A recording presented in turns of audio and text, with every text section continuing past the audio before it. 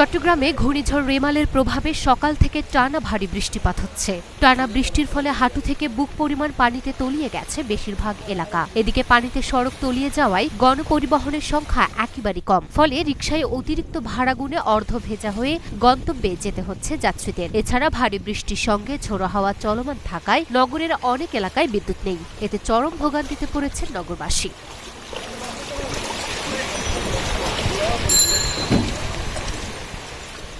সোমবার দুপুরে সরেজমিনে নগরীর বহদ্দারহাট, মুরাদপুর, চকবাজার, কাতালগঞ্জ, বাকলিয়া, কাপাসগোলা ও বাদুরতলা এলাকা ঘুরে এই চিত্র দেখা গেছে। এলাকাগুলো ঘুরে দেখা গেছে মূল সড়কগুলো হাঁটু থেকে কোমর কিংবা অনেক স্থানে বুক সমান পানিতে ডুবে গেছে। সড়কের পাশের অধিকাংশ দোকানপাট সব বন্ধ রয়েছে। অনেক দোকান পানিতে তলিয়ে গেছে। এসব এলাকার সড়কে গণপরিবহন একেবারেই নেই। চকবাজার থেকে বহদ্দারহাট যেতে টেম্পু ভাড়া ৫ টাকা, অথচ এখন আদায় করা হচ্ছে ১৫ টাকা। এছাড়া রিকশাগুলোও ৩ গুণ ভাড়া হাঁকাচ্ছে।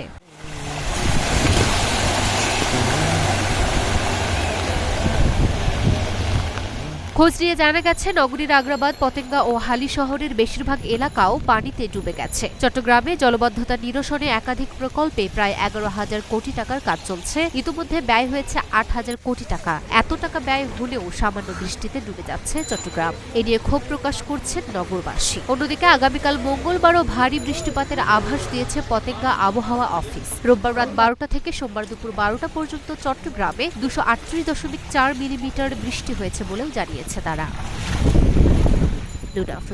ঢাকা পোস্ট।